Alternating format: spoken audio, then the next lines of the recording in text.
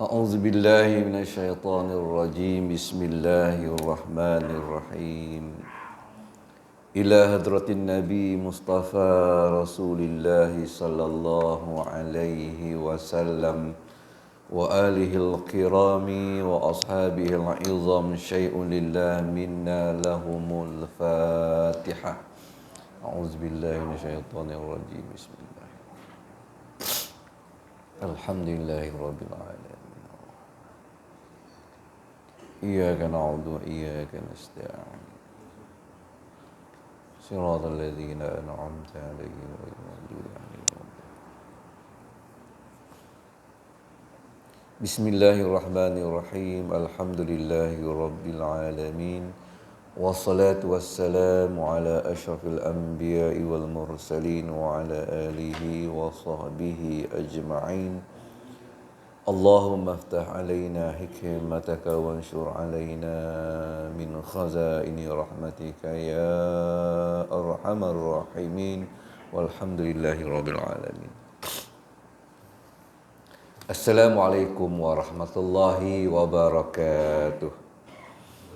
Innal hamdalillah asyhadu an la ilaha illallah wa asyhadu anna Muhammadan abduhu wa rasuluh. Allahumma salli ala sayyidina Muhammad wa ala alihi wa ashabihi wa man da'a bi da'watihi ila yaumil qiyamati la raiba fihi. Subhanaka la ilma lana illa ma 'allamtana innaka antal alimul hakim. Wala haula wala quwwata illa billahil aliyyil azim. Radina billahi rabba wa bil islami dina wa bi Muhammadin sallallahu alaihi wasallam nabiyya wa rasula amma ba'd.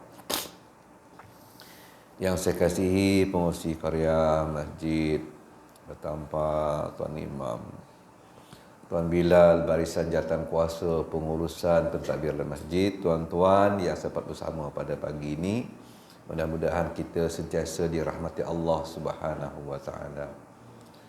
Dan hari ini hari kita akhir Syawal. Masih ada lagi jamu raya. Saya nanti tengah hari kan pergilah tuan. Kan bukan itu saja, kami depan pun lagi dah masuk kan bulan lain dah. Jadi kita ni raya ni kita raikan, mencabar sungguh nak puasa 6 tu kan. Tapi alhamdulillah, mudah-mudahan bagi tuan-tuan yang telah pun melaksanakan puasa 6, tahniah, tak ada masalah. Dalam puasa 6 ni dia ada beberapa pandangan ulama khilaf. Kita tersambil pandangan ulama yang keluar dari 4 mazhab. Kita ambil yang 4 mazhab. Walau bagaimanapun kita mengutamakan pendapat daripada mazhab Imam Asy-Syafi'i. Dalam fatwa tuan, kita mengutamakan, bermakna mazhab yang 3 lagi tu, Maliki, Hambali, Hanafi, kita tetap juga meraihkannya. Tapi bila situ kita akan mengutamakan pendapat Asy-Syafi'i. Namun kalau sekiranya maqasid syarak ini lebih cepat tercapai dengan mazhab yang lain, maka tidak ada halangan bagi fatwa, bagi kita untuk beramal mengambil pendapat mazhab selain Imam Asy-Syafi'i. Sekiranya kita nilai, kita kaji, kita teliti bahawa maqasid syarak itu lebih cepat dicapai, dihasilkan dengan mazhab tersebut. Contohnya kita dalam Syafi'i, zakat fitrah kita bayar beras. Tapi kita tak bayar beras, kita bayar dengan nilai beras. Kan? Sebab kalau beras kan bagi fakir miskin mungkin dia dah ada beras. Dia perlukan duit ataupun perlukan perkara lain. Jadi maqasid syarak belum sampai lagi bila kita beras. Beli beras dengan dia tak sampai. Terpaksa dia jual beras. Menjual beras untuk mendapatkan perkara yang dia perlu. Jadi banyak lapisan lagi yang tindakan perlu dilaksanakan. Tetapi kalau kita memberi nilai beras, dapat sahaja ringgit pada dia, maka terus dia bertindak untuk mendapatkan keperluan dia di waktu itu. Baik, jadi itu dikatakan kita menerima 4 mazhab, namun kita mengutamakan pendapat mazhab Imam Asy-Syafi'i. Jadi dalam berkaitan dengan puasa 6, walaupun dah hari ni terakhir dah, kita afdal berpuasa 6 itu dengan kita berterus-terusan, dan lebih afdal lagi dimulai dengan hari kedua Syawal. Itu yang lebih afdal. Afdalnya kita puasa berturut-turut. Tapi boleh tak kita puasa tak berturut? Boleh, tak ada masalah. Kita bukan bincang boleh atau tidak. Kita bincang yang mana lebih afdal, ya. Tetapi dalam mazhab Imam Syafi'i, ya, Cah Hamadi contohnya, dia lebih afdal puasa 2 hari, buka sehari. 2 hari, hari yang ketiga tu buka. Lepas tu puasa 2 hari, tu buka. Puasa 2 hari, lepas tu raya. Masing-masing ada hujah. Kan, ada hujah. Dan kalau kita melihat kepada hukum mana lebih afdal, merujuk diri kita. Tadi saya katakan mana lebih afdal dalam hukum nak menyampai pada orang. Dalam Syafi'i kita lebih afdal lah kita berterusan. Tapi kalau tengok pada diri kita pula katalah mana orang sakit, ada penyakit, kan? Maka oleh kerana dia ada penyakit, mungkin afdal pada diri dia sahaja, pada diri dia, bukan pada umum, pada diri saja. Mungkin dia lebih afdal lagi ikut pendapat yang tadi, 2 hari puasa sehari buka, 2 hari puasa sehari buka. Yang penting dia buatlah, kan? Tetapi kalau kita ambil pendapat Imam Malik pula, mazhab Maliki. Mazhab Maliki dia tidak sunat puasa tu sunat, ya. Sebab hadis sahih yang dirawikan Imam Muslim di sahih itu, dalam puasa Ramadan diikuti dengan 6 hari bulan Syawal, maka seolah-olahnya dia puasa 1 tahun. Hadis itu sahih, rawahu Imam Muslim. Tetapi dalam mazhab Imam Maliki, dia tidak sunat ditunaikan pada bulan Syawal. Berdasarkan kepada ahli Madinah. Jadi dia lepas Syawal habis baru dia puasa 6 tu. Namun kan masing-masing ada hujah yang tersendiri. Kita dalam bab masalah ini, walaupun bab fiqh kita tidak mengutamakan pendapat Imam Syafi'i, sebab kita membayar nilai beras, tapi dalam puasa ni ikutlah. Itu maksud mengutamakan tu. Kita utamakanlah pendapat mazhab kita sekiranya kalau kita mampu. Baik, sedikit selingan. Kita masuk kepada kitab kita, bab 11 hingga 17, iaitu Mutiara Ihya Ulumuddin Imam Al-Ghazali ini, muka surat 478. Masih lagi kita berkongsi ilmu berkaitan tentang hak Muslim. Hak Muslim, ya. Kita lah disebut hak Muslim tu, jangan pandang orang lain, pandang kita, pandang diri kita. Yang ni, ya, apa yang perlu kita lakukan? Yang ke-20 dia kata, hendaklah menjaga kehormatan dan maruah saudaranya. Saudaranya iaitu yang seakidah. Kalau seakidah dan senasab, lagilah lebih afdal. Dipanggil bab fiqh min babil afdal, ataupun min babil aula. Lebih lagi utama. Kalau seakidah, kita akan jaga maruah dan kehormatan saudara kita. Kalau adik beradik, lagi kena jaga. Sama ada yang berhubung dengan diri dia, harta dia, dan lain-lain daripada penginayaan orang lain. Dan ini hendaklah dilaksanakan sedaya upaya. Mesti bersungguh-sungguh, kan? Sebab apa? Sebab ini tuntutan. hendaklah dia membela dan berkorban serta mempertahankan kepentingan saudaranya. Kerana yang sedemikian ini adalah wajib. Wajib sesuai dengan pengertian persaudaraan dalam Islam, ukhuwah Islamiyah. Kan? Sebab itu dalam harta kita yang kita cari, kita yang bekerja, kita letih mencarinya, kan? Kita yang berusaha, tapi dalam harta yang terdapat tu ada hak saudara kita yang dipanggil sebagai zakat. Ada orang tanya, zakat ni ustaz kalau kita bagi pada anak buah kita macam mana? Min babil aula, lebih utama. Sebab bukan hanya ikatan kita dengan dia seakidah, bahkan senasab. Lebih utama. Ya. Kalau sekiranya orang kawan minta hutang, pinjam duit kau jap gitu. Hutang kau berapa? 500, nanti bulan depan bayar. Kita ke bagi sebab kita menolong dia. Tapi kalau nak buah minta, nak bayar yuran, min babil aula. Kan? Kalau kita mampu tak pinjam kan, lebih elok. Tak apalah, tak payah pinjam lah. Kau kan siapa pun nak buah Pak Lang, ambil 500 dah. Tak payah bayar. Min babil aula. Lebih utama.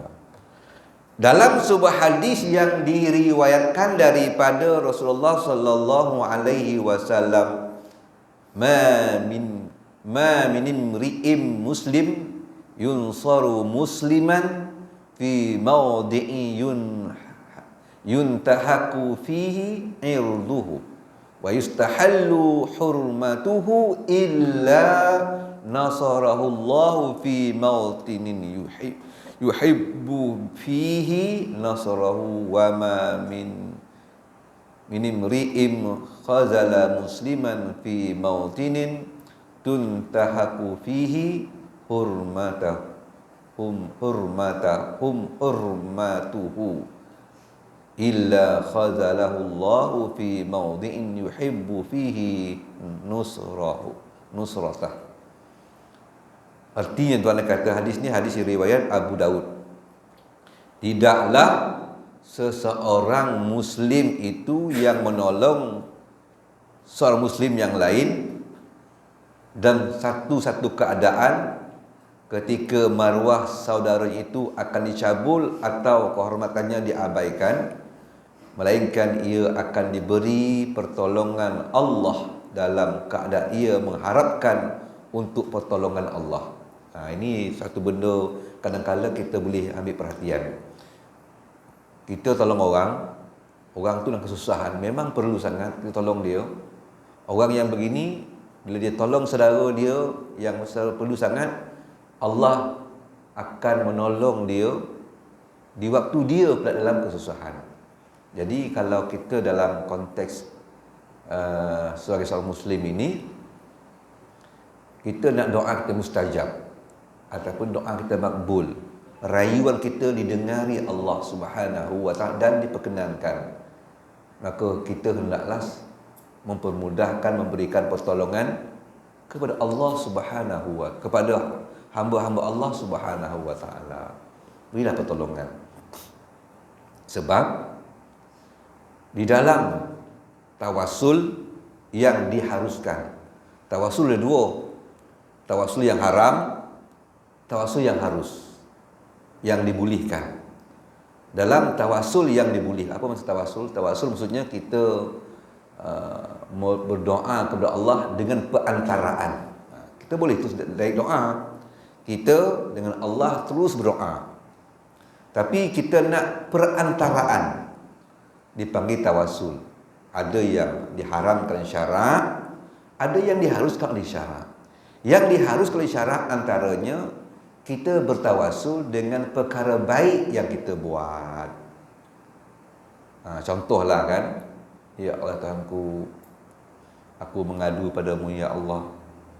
Kalau sekiranya ada nilai kebaikan yang kau buat tadi dengan apa-apa dia tu, bagi duit ke, menolong apa pula, maka tunaikanlah, berikanlah apa yang kita nak, pertolonganmu ya Allah. Baru itu kita bertawasul, kita minta kepada Allah dengan menyebut kebaikan kita. Harus kita baca Quran, harus kita memohon kepada Allah, kemudian kita sebut, Ustaz, mana boleh sebut kebaikan kita buat. Dengan Allah tak salah, dengan manusia salah. Menyebut kebaikan kita kepada manusia tak boleh, kan? Tak boleh. Tadi dia ni tak boleh. Menyebut kebaikan yang kita buat kepada manusia tidak digalakkan. Menyebut kebaikan kepada Allah dalam doa tauhid boleh, harus. Tidak dipanggil sebagai riya. Itu beza tuan-tuan, sebab kalau kita belajar tauhid bab mukhalafatuhu lil hawadis, kita dengan Allah tu sentiasa bersalahan. Allah tu mukhalafah lil hawadis. Allah tu bersalahan dengan makhluk. Sehingga maknanya takabur, kalau kita pakai takabur tu berdosa. Allah memakai takabur, mulia Allah tu. Sebab itu sifat yang perlu dipakai olehnya. Kan lain tu, kita pakai jadi hina. Sifat takabur kita pakai jadi hina. Allah pakai mulia. Berbeza. Sebab itu dipanggil Allah sentiasa bersalahan dengan makhluk. Takut kepada manusia, kita kena lari. Jauhkan diri kita, elakkan diri kita daripada bertemu dengan benda yang kita takut. Takut kepada Allah, kita kena rapat, kita kena hampir. Kan berbeza tu tingkah lakunya. Itu dipanggil dalam ilmu tauhid, dia panggil mukhalafah tu, Allah itu selalu. Jadi cerita kebaikan pada manusia tak baik. Mencerita kebaikan kepada Allah menjadi baik. Dalam bab kita berdoa, dia panggil tawassul, ya. Boleh, tak masalah. Ini jadi boleh. Kadang-kadang tak minta pun, tapi Allah tahu. Pernah saya kongsikan tuan-tuan dulu, dia seorang anak tu, ibunya telah pun dikhabarkan oleh doktor, dia kata berdoalah. Panggillah dia beradik. Panggil dia beradik, dia kata berdoalah. Kami pihak hospital dah habis ikhtiar. Apa makna tuan? Maknanya dari seorang ilmu kedoktoran, dia punya fungsi usaha ikhtiar dah habis. Cuma sekarang tinggal serahkan pada Allah. Ada katanya dia akan pergi menemui Allah, ibu itu. Anak ni dia punya risaunya, dia pun nak layan dia punya risau tu. Dia hubungi dia beradik suruh datang ni. Dia pergi ke, tak silap saya, kedai 7-Eleven kot dia pergi. Dia beli roti, beli air, kan, sebab lapar. Kemudian tu balik di situ nak pergi hospital, balik semula dia tengok kucing, anak kucing yang sedang kira sungguh-sungguh lapar, anak kucing. Bukan manusia pun tuan, anak kucing. Dia pun berhenti dan dia bagi. Dia lupa dengan sejak ibu dia, dalam kepala dia tu, dia fikir dia tolong kucing. Dia bagi suap kucing tu, ya. Sehingga kucing tu dimakan, disuapkannya roti cubit makan tu. Dia lupa sejak ibu dia. Kesian kepada kucing tu. Pergi ke hospital, Allah turunkan sesuatu yang sangat luar biasa. Kan? Apabila dia membantu kucing dalam sangat kelaparan, Allah bantu dia di saat dia usaha manusia, doktor dah habis. Usaha doktor dah, ikhtiar doktor dah habis. Tapi Allah berikan, iza arada syai'an an yaqula kun fayakun. Itu kata sudut pandang kita. Itu bila kita susah hati, kita ada cabaran, ada masalah keluarga, buatlah kebaikan. Infakkan. Kan? Saya ada satu orang telefon saya, Ustaz, dia kata minta doakan, kata ibu saya sekarang sedang nazak di hospital. Kawan-kawan dalam kelas, dalam sekolah dulu, saya ada grup handset, grup WhatsApp. Saya pun insya-Allah boleh tak saya nak bagi sesuatu berdawak. pada you. Apa dia Ustaz? Saya kata, you infakkan sedekahlah sekarang, saya kata, kepada mana-mana orang yang sangat memerlukan, kan? Memerlukan dengan kadar nilai yang berat hati kita. Yalah, maksud berat tu kalau RM1 tak berat. Kalau RM5 okey je. Jadi nilai tu biar berat sikit. Biar terasa tu macam tu lah rasa hati tu kan. Tapi kalau RM1 tak ada masalah. Rasanya kita semua orang boleh kan. Tapi nilai tu saya kata, boleh tak nilai tu biar kita terasa berat sikit. Saya cuba Ustaz. Dan saya kata lepas tu saya kata berdoa pada Allah, sebut tawassul tu. Ya Allah Tuhanku, kalau sekiranya ada nilai sedekah aku ini, infak aku ini pada bulan tadi, maka kau berikanlah pertolongan untuk kesihatan ibu. Tuan-tuan sekalian, saya tak tahu dia buat tidak. Itu saya cerita dalam handset saya. Saya kata buatlah itu. Dah bagi itu, saya kata berdoalah dengan kebaikan yang kita buat tu. Tapi lepas 2 minggu ke seminggu lepas tu, dia telefon saya. Alhamdulillah Ustaz, ibu saya elok balik, dia kata. Tuan-tuan sekalian, bermakna bahawasanya bila kita tolong orang kesusahan, Allah akan berikan pertolongan di mana kita sangat-sangat mengharapkan pertolongan Allah. Tidaklah seorang Muslim yang menghina seorang Muslim yang lain, dalam keadaan Muslim itu kehormatannya akan tercabul. Bila terhina tu, maka malu maruah dia. Kita buka aib dia, malu maruah dia. Melainkan Allah akan menghinanya dalam keadaan ia mengharapkan pertolongan Allah. Jadi begitulah ya, sandaran hadis kita. Yang ke-21, mengucapkan tashmid kepada orang yang bersin, yarhamkallah. Tashmid lah. Dia bersin, alhamdulillah. Kita pun yarhamkallah. Yarhamkallah kalau lelaki. Kalau perempuan, yarhamkillah. Kalau ramai, yarhamkumullah. Tashmid ialah mendoakan. Apa dia tu? Itulah doa, kan? Agar memperoleh rahmat Allah Subhanahu wa taala. Yarhamukallah. Kan? Dia bersinnya ajhum, yarhamkallah. Kita kata. Sewaktu orang itu bersin, bila cakap, bila dia bersin tu lah. Tak bersin tak payahlah. Dan dia sendiri mengucapkan alhamdulillah. Orang yang bersin tadi bila dengar orang sebelah cakap yarhamkallah, maka kita yang bersin ni alhamdulillah. Ya. Saya bersin. Cikgu kata dengan saya yarhamkallah. Saya dengar, saya kata alhamdulillah. Saya jawab alhamdulillah.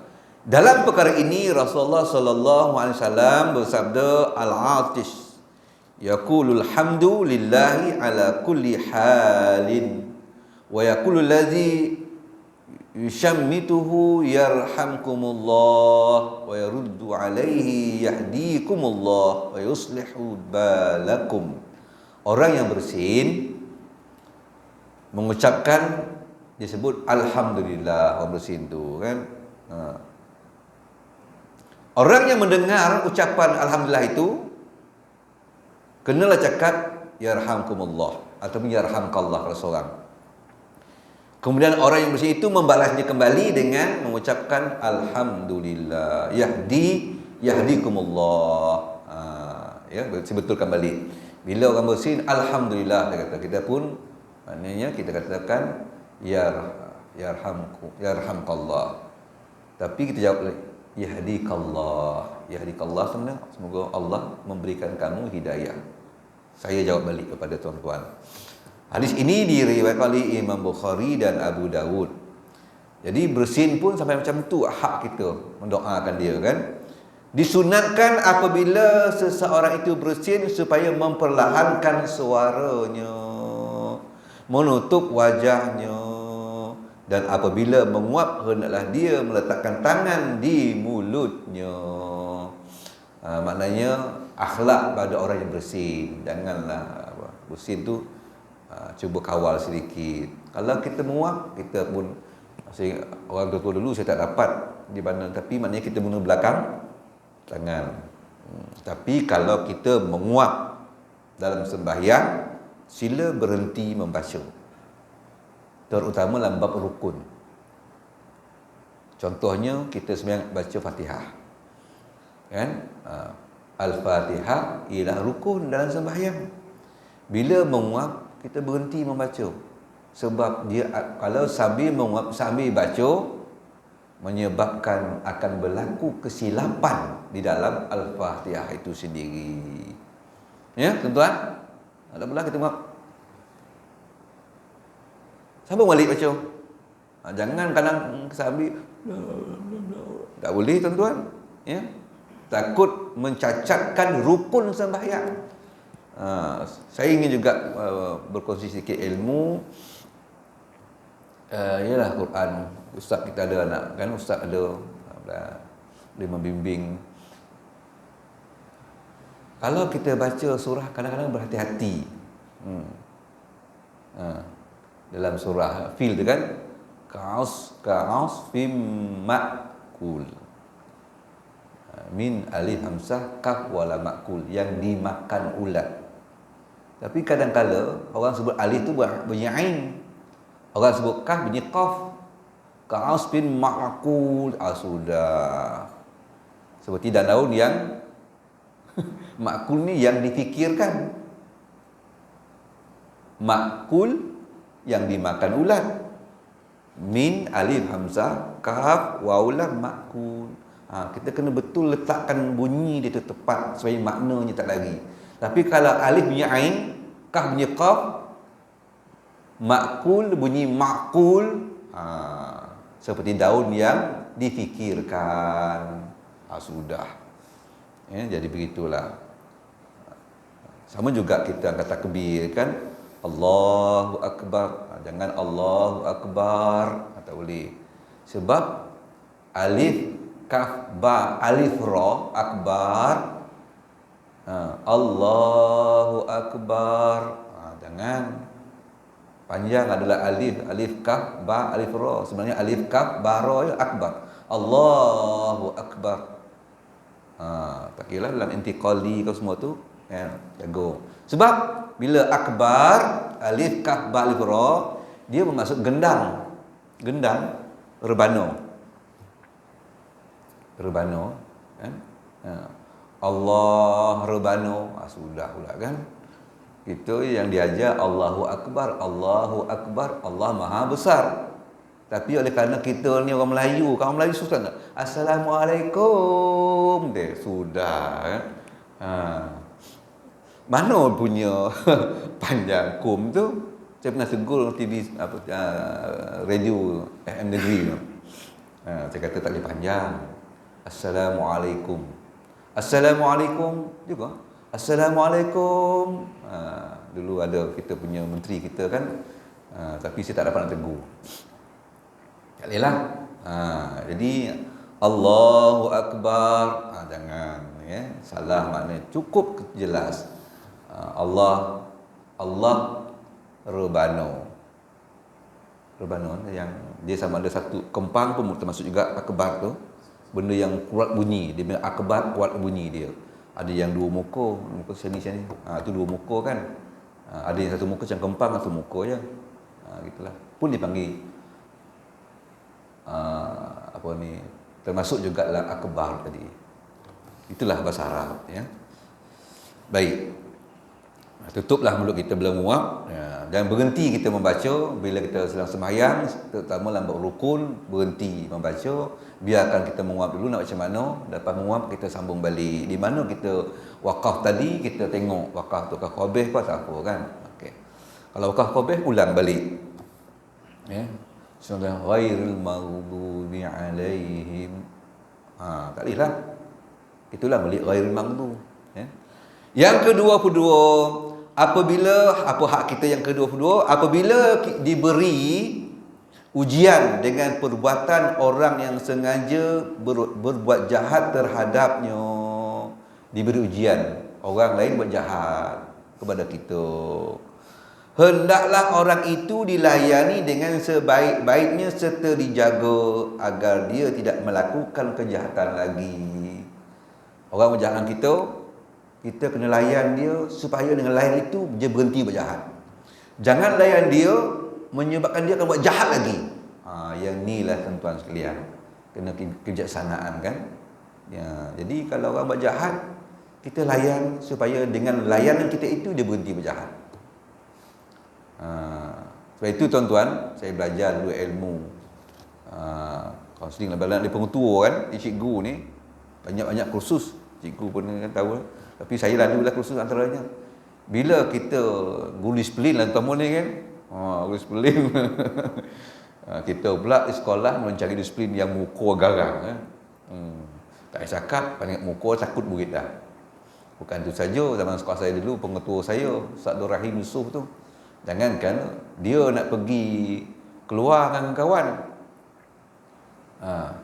tapi murid ni kalau dia ada, murid akan baik, tertib je akhlak murid ni. Tapi dia tak ada, siap. Dia pula diparkingnya kereta dia di depan asrama bawah pokok. Lepas tu dalam tak nampak, dia pergi dengan kereta kawan dia keluar. Murid tak nampak dia keluar dengan kereta kawan. Murid nak kereta tu senyap tu kan. Dia tahu nak pergi dah. Pergi makan mengerti lah, wallahu alam lah. Tapi kereta tu parking orang takut. Mana ada kereta ada dia. Senyap je murid tuan. Kan? Saya ingat lagi zaman sekolah. Dia mengajar saya, Ustaz Rahim dua. Ustaz Rahim, guru saya ni. Dia ni meeting. Tapi masa tu agaknya guru meeting, mana boleh relief? Sebab semua terlibat kan? Semua terlibat. Jadi pandai-pandai guru lah macam mana nak atasi murid ni supaya tenang. Gunakan pengawas ke apa ke, Allah alam lah. Tapi Ustaz Rahim ni, guru saya ni, dia masuk kelas, buka kitab, dia baca sebagi. Dia baca sebagi ni sebagi. Masa tu Senawi ni kita macam kitab tua lah baca. Sama-sama kita demo kitab. Lepas tu dia buka kitab tu, macam tu, dia tinggalkannya, pergi dia. Kita ingat dia akan datang balik. Tak. Kita dalam kelas duduklah. Tak berani bangun tu. Bising tidak, sebab kitab tu buka. Dia meeting rupanya. Itulah dia hebat pula kan. Dia guna psikologi. Wallahu alam, ya. Jadi begitulah. Ya, bila kita orang berjahat, layan dia dengan baik, dengan itu dia akan berhenti berjahat. Kalau layan dengan tak baik, dia akan gandakan lagi dia punya. Sebab itu disebut apabila orang kafir menghina Tuhan kita, jangan hina Tuhan dia, tapi berikan penjelasan. Macam hari ini isu kalimah Allah kan. Kita berikan penjelasan kepada mengapa tak boleh. Sebab tak boleh kerana kalau dalam Islam Allah itu maknanya Esa. Tapi kalau dalam Kristian, Allah itu maknanya Trinity. Barang siapa yang bersetuju, tak apa lagi ada pakai. Eloklah tu, tak boleh tuan-tuan. Bermakna dia telah mensyirikkan definisi kalimah Allah. Allah bukan satu, Allah Esa.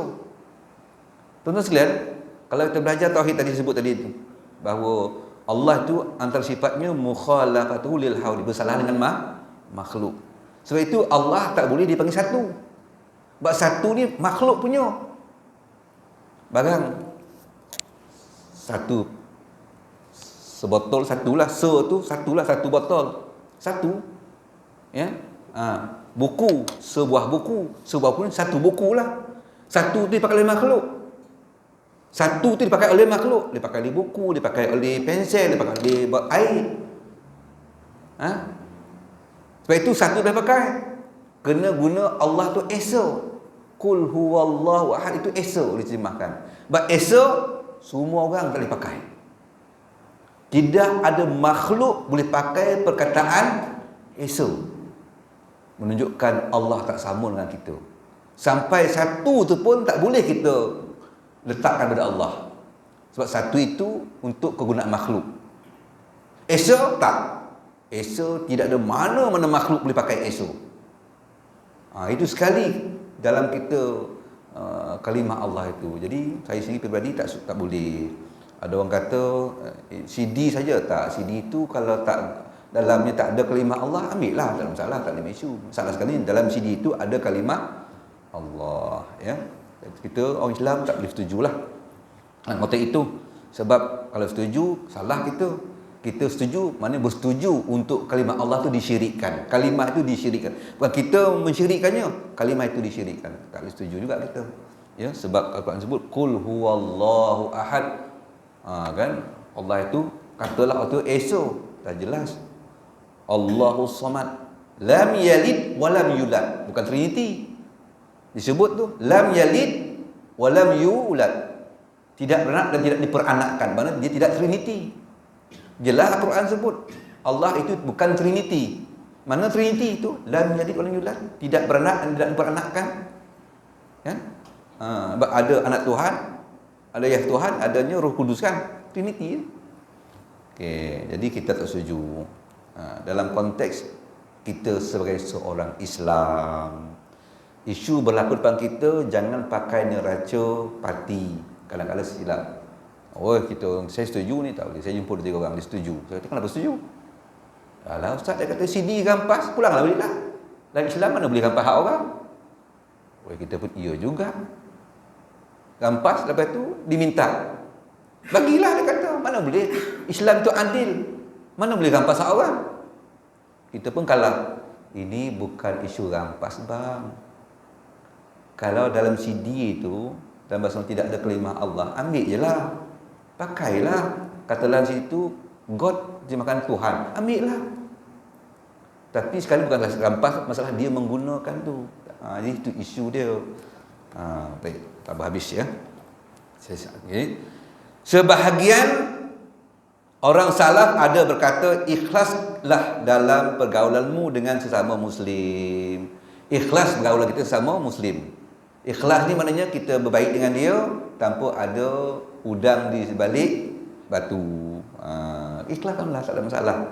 Gaulilah orang yang jahat dengan akhlak yang baik dan layan yang baik. Orang yang jahat kita kena bergaul dengan akhlak yang baik, supaya di akhirnya dia akan minat pada kita untuk buat baik, ya. Kerana sesungguhnya mereka yang jahat itu akan suka pada akhlak yang baik. Sebab memang fitrah diri manusia yang difitrahkan Allah, dia akan suka benda baik. Buktinya apa tuan? Buktinya kawan saya lah, kawan saya. Dia kerja penguasaan. Tangkaplah orang berkapul ni. Budak sekolah mesti kapul tangkap. Kan? Lepas tu tanyalah, asingkan dia. Baiklah. Awak ni lelaki kan? Ya, lelaki. Apa cita-cita awak kalau ciri-ciri isteri yang awak nak pilih? Oh, dia cakap, saya tuan, kalau di sini saya nak pilih yang ada sifat keibuan, yang dia ni orang yang solehah. Jadi kawan saya ni kata, dah, perempuan tu solehah tak? Kan? Boleh kamu janjing ke mana-mana. Saya panggil lelaki, perempuan tu pula, macam mana? Apa kalau kamu, apa sebab ciri-ciri suami kamu? Suami yang boleh memimpin keluarga. Kan itu fitrah. Pilih suami yang maknanya boleh menjaga agama yang baik. Yang tadi tu kamu kata baik dah, sehingga jadi janjing kamu ke mana. Jadi maknanya fitrah tetap nak benda yang baik. Jadi gaulilah dengan anak yang baik. Abu Darda berkata, kita semua mestilah menunjukkan muka yang manis kepada sesuatu golongan, sekalipun hati kita melaknat mereka itu. Kan? Tak suka, tapi bila depan dia, kita jangan tunjukkan kita tak suka. Kan? Tunjukkan kita tak suka. Demikianlah maksud dari bergaul secara baik dengan orang yang ditakuti kerana perbuatan jahatnya. Sama juga, kalau kita takut pada orang tu, kejahatan dia, kita pun bergaul dengan baik juga. Tak ada masalah. Ada dia punya firman surah Al-Mu'minun. Dia kata, idfa' billati hiya ahsanus sayyi'ah. Tolaklah kejahatan yang dilakukan padamu dengan cara yang sebaik-baiknya. Orang berjahat kita kena buat balas dengan sebaik-baiknya. Maafkan dia, beritahu. Kalau tidak kita cerita, saya tak suka awak buat saya macam ni. Kan? Ibnu Abbas mengulas pengertian firman tadi. Ibnu Abbas ni seorang ulama yang memang faqih lah. Dia faqih dan dia seorang ilmu takwil yang hebat. Kan? Kadang-kadang tafsiran dia berbeza-beza, lain daripada yang lain. Contohnya, iza jaa nasrullahi wal fath. Apabila datangnya kemenangan. Dalam surah itu kan. Maka Sina Umar bawa dia umur dikatakan ada yang kata 9 tahun, ada kata 10 tahun, ada kata 11 tahun, tapi budak-budak lagi lah. Bawa lah majlis ulama-ulama ni yang besar-besar ni. Kata ulama ni, Sayyidina Umar, kenapa buat budak-budak masuk pembincang kita ni? Sayyidina Umar kata, jangan, dia ni ada budak tapi ilmu tinggi. Macam itulah ayat dia lebih kurang. Lepas tu nak buktikan, Sayyidina Umar kata, okey. Iza jaa nasrullahi wal fath. Apa tafsiran dia sampai ayat habis? Jadi ulama kata ini adalah menunjukkan bila kita menang, kita jangan berbangga-bangga dengan kehebatan kita. Sebaliknya, kita hendaklah memuji Allah. Bila menang, puji Allah. Dapat benda yang gembira, kita puji Allah. Sebab semua itu datangnya daripada Allah. Kata Sayyidina Umar, betul. Cuba kau dengar pula Ibn Abbas punya tafsiran. Budak, kan? Apa dia Ibn Abbas pandang kamu tentang surah ini? Dia kata, pada pandangan saya apa yang telah dikatakan oleh masyayikh usyikh tadi, saya punya pendapat mengatakan bahawa ayat ini merupakan isyarat kepada kita nak beritahu bahawa ajal Nabi sudah sampai, dah dekat sangat. Kan lain tu kan? Lain. Sebab bila tugas dah selesai, macam cerita kan, cerita Heru dah bunuh musuh, habislah. Adalah cerita pun tamatlah. Mana Nabi dah sampaikan, orang Mekah dah masuk Islam beramai-ramai, maka tugas Nabi akan berakhir dan Nabi akan pergi. Itu tafsiran Ibn Abbas. Dia memang hebat orang dia. Apa pandangan dia tentang ayat tadi, itfaq bil hasan tadi? Dia kata, wadra'una bil hasanati sayyi'ah, dan mereka pula menolak kejahatan dengan cara yang baik. Maknanya kita tolak kejahatan itu dengan cara yang baik. Kalau dia tengking, kita tengking dia. Itu masa psikologi guru sebut tadi. Dia kata bila kita disiplin ni, nak marah murid, tangan mesti ke belakang. Kita silang ke belakang tangan kita. Bermakna apa? Bermakna kita mengunci kekuatan marah kita. Berdiri itu tangan pegang belakang. Kalau macam ni tangan, jangan tuan-tuan. Cangkilat tangan. Itu saya belajar Allah, wallahu alam, tapi saya cuba pula. Saya pernah orang tunjuk muka saya, mak datang tunjuk muka saya, dia kata, "Ustaz aku mini," dia kata, sudah. Tapi saya waktu itu boleh tak lawan. Sebab ada juga memang betul psikologi ni, tangan belakang tu kita mengunci kemarahan kita. Sambil cakap tu tangan belakang. Kalau tangan di kanan, bermakna dia bersedia terbang bila masuk. Tuan-tuan sekalian kan, bila terbang masuk. Tangan belakang bermakna. Saya tengok YouTube kan, polis begitu amal dia. Polis bila dia ke belakang tangan dia, bermakna dia nak kawal. Sebab polis jangan kan, dia mudah walaupun dia kerjanya menjaga keselamatan, tapi kalau silap dia bertindak, dia pula salah. Kan? Dia pula salah. Kadang-kadang kita tahu, apa susah tembak je lah. Tak mudah begitu. Kita punya SPP, kan? Dia tungking kita, tunjuk kita, mengecik air mulut ke muka kita kan. Bagilah pun lembut sekali. Tak, polis tak begitu. Polis ada dia punya etika dia. Baik, sikit lagi.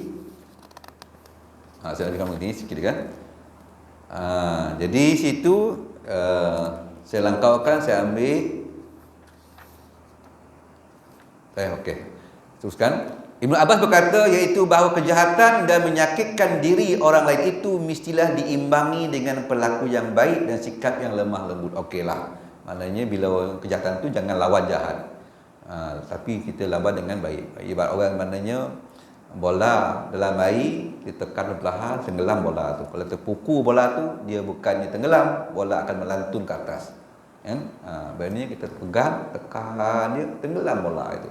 Tapi kalau terpukul, bola tu melantun. Itulah. Sifat macam begitu. Kadang-kadang bila kita berlembut tu, marah orang tadi reda balik. Dia temperature naik, dia marah kita senyap je. Saya dulu, tuan-tuan sekalian pernah dipanggil, bos saya lah. Memang dia marah. Sebab kita guru, langgar etika, Etika tu kan besar tu, boleh ambil tindakan tata tertib. Sebutlah maknanya benda cerita lama kan. Sebab tahun 99 saya berkempen, mana boleh guru berkempen atas pentas, dipanggil ke bos saya. Panggil menghadap.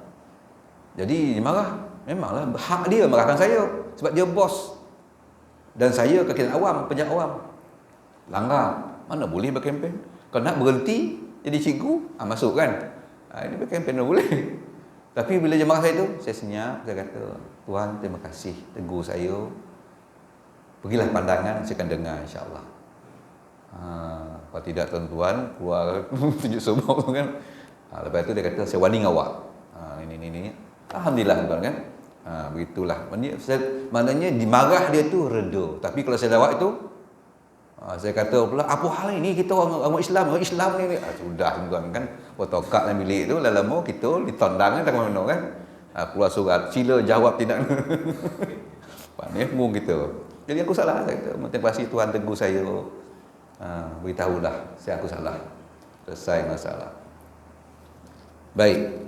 Kemudian seterusnya dalam hadis yang lain, walau la daf'ullahi nasa ba'dahum bi ba'd, dan kalaulah Allah tidak menolak setengah manusia yang ingkar dan derhaka dengan setengah yang lain yang firman dan setia. Maknanya dalam konteks ini Ibn Abbas berkata iaitu dengan jalan menggembirakan, memberi peringatan, perasaan malu dan lemah lembut.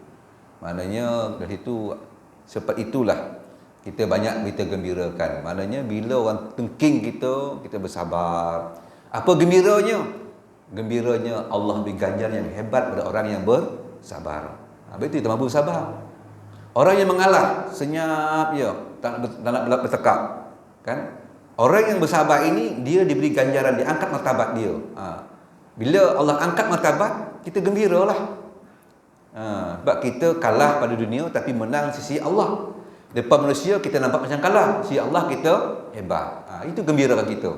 Sebab itu kita mampu buat macam tu. Kan? Dan juga Allah beri kita sifat malu. Sifat malu kita pun ada. Ya.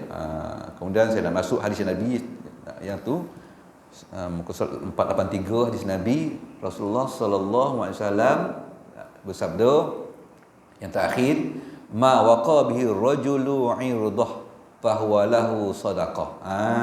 Tuan-tuan, apa maksud dia tuan? Apa sahaja yang digunakan oleh seseorang untuk menjaga maruah dirinya, ianya adalah merupakan sedekah. Maknanya kita diam tu bila tengking, kita jawab dengan lembut je. Kadang-kadang kita rasa kita jawab ada hujah kita, tapi tak nak benda tu kan. Tak apalah, aku salah lah, saya minta maaf banyak. Langsung sejuk deh. Sedekah tuan-tuan, itu sedekah kita besar. Allah berikan sedekah. Maknanya kita senyap dapat ganjaran pahala sedekah. Tadi ganjaran sabar ada situ, dapat lagi. Sedekah dapat lagi, banyak ganjaran kita dapat. Itu berita gembira. Muhammad bin Hanafiyah berkata, bukannya seorang yang bijaksana, bukanlah seorang itu dianggap bijaksana apabila ia tidak dapat bergaul dengan cara yang baik terhadap orang yang tidak diajak bergaul, sehingga Allah membuka pintu kelapangan terhadapnya. Orang yang bijak ni bukanlah orang yang maknanya dia dapat bergaul dengan baik pada orang yang tak mau bergaul dengan dia. Jadi maknanya kita bergaul dengan dia dengan bijak, dengan lemah lembut, walaupun kasar keluar bahasanya, kita tetap dengan lembut, bersabar. Itulah orang bijak.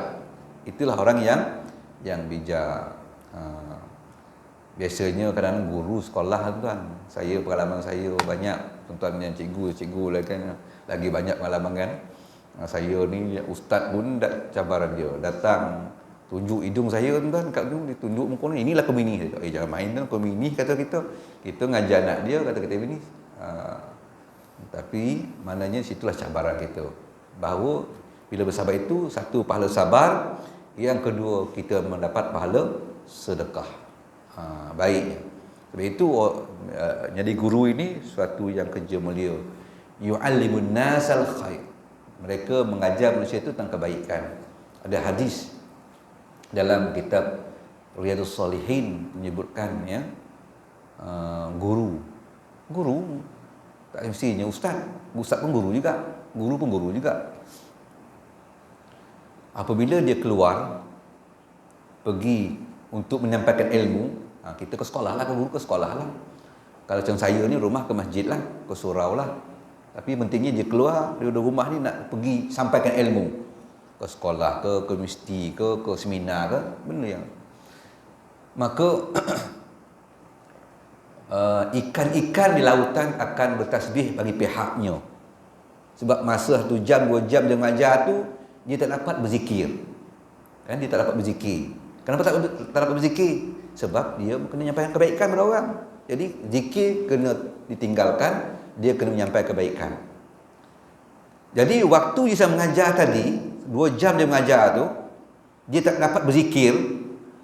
Ikan-ikan di lautan, binatang-binatang di daratan, tak kira lah menyala ke, yang berlari ke, merensot ke, semuanya mengambil peranan bagi pihak guru tadi. Bertasbih kepada Allah bagi pihak guru itu. Kenapa pula? Sebab guru tu tak dapat bertasbih. Sebab 2 jam ni sibuk menyampaikan benda baik kepada manusia.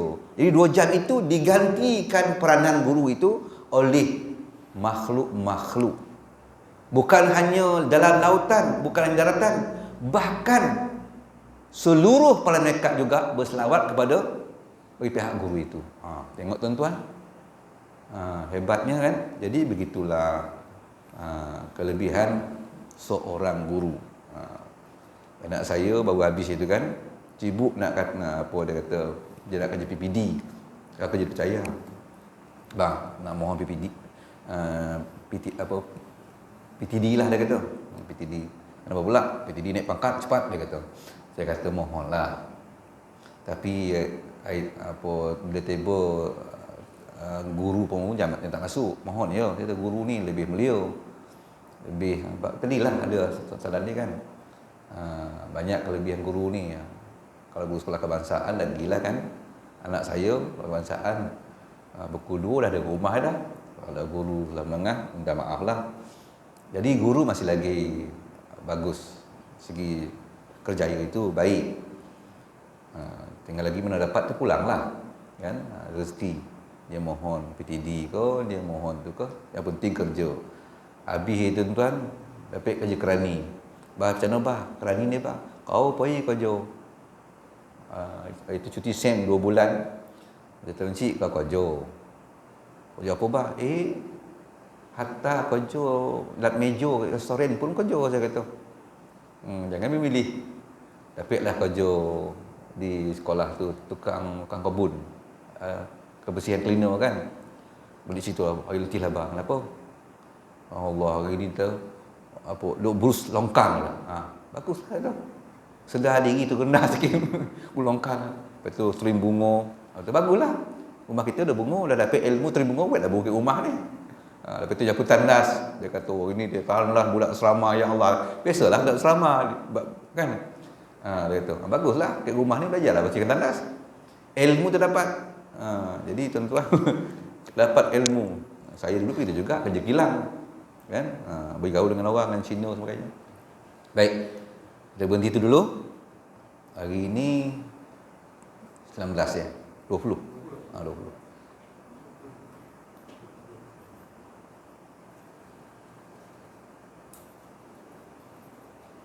Bismillahirrahmanirrahim. Alhamdulillahirabbil alamin. Wassalatu wassalamu ala asyrafil anbiya'i wal mursalin wa ala alihi wa sahbihi ajma'in. Allahumma zidna ilman nafi'an wa qalban khashi'an wa ibadatan mutaqabbalan bi rahmatika ya arhamar rahimin. Walhamdulillahirabbil alamin.